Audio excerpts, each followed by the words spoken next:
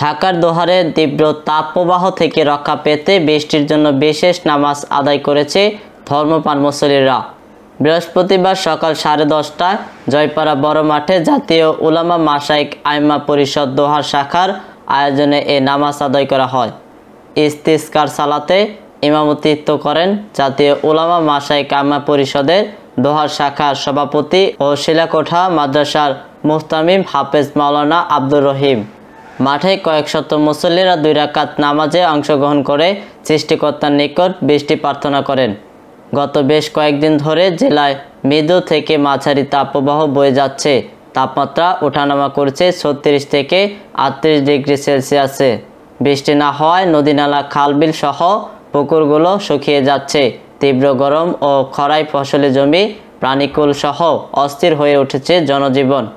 এমন অবস্থায় বৃষ্টির জন্য বিশেষ নামাজ শেষে মোনাজাতে কান্নায় ভেঙে পড়েন মুসল্লিরা। অনাবৃষ্টি থেকে মুক্তির জন্য পরম করুণাময় মহান আল্লাহর কাছে ক্ষমা ও রহমত চান তারা। আসলে গরমটা পড়ার কারণ হলো আমরা ইসলাম বিধান অনুযায়ী বলি যে এটা আল্লাহ তাআলা একটা গজব, আর মনুষ্যত্ব কিছু আছে যেগুলো গাছপালা কেটে ফেলছি, মানে আবহাওয়া মানে এমন অবস্থা আছে সবুজ সমারোহ যেখানে থাকার কথা সেখানে নেই।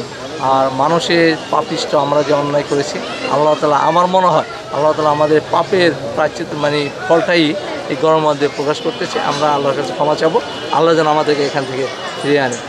তীব্র দাবদাহে জনজীবন বিপর্যস্ত এবং উষ্ণগত মানুষ ও পশু পাখির জীবন হুমকির মুখে, ফসল ও ফল ফলাদি। তো এই সময়ে আমাদের প্রয়োজন হচ্ছে রহমতের বৃষ্টি।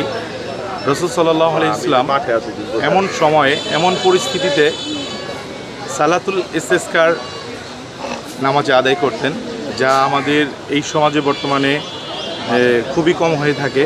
তো রাসূল সাল্লাল্লাহু আলাইহি ওয়াসাল্লামের এই হারিয়ে যাওয়া এই সুন্নতকে জীবন্ত করার জন্য আজকে আমরা দোহারের সর্বস্তরের ধর্মপ্রাণ মুসলমান আজকে এই সালাতুল ইস্তিসকার আয়োজন করেছি। আমরা প্রত্যাশা রাখি মহান রব্বুল আলামিন আমাদেরকে বৃষ্টির মাধ্যমে আমাদের এই জমিনকে পবিত্র করবেন। বিগত বেশ কিছুদিন যাবৎ আমাদের বাংলাদেশে বিশেষ করে দোহার অঞ্চলের ভিতরে এক যুগের ভিতরে মনে হচ্ছে যে সর্বশ্রেষ্ঠ তাপমাত্রা আমাদের দোহারে বর্তমানে বিরাজমান।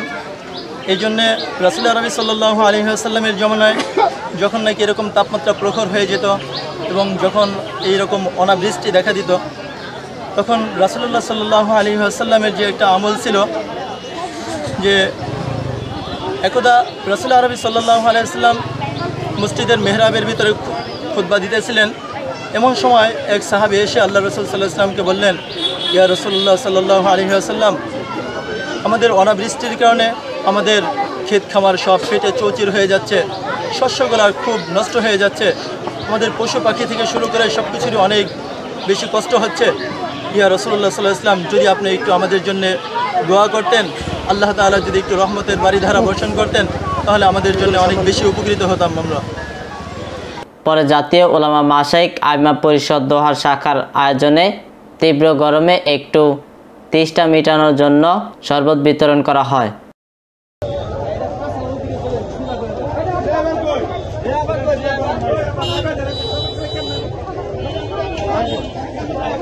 হয় না তা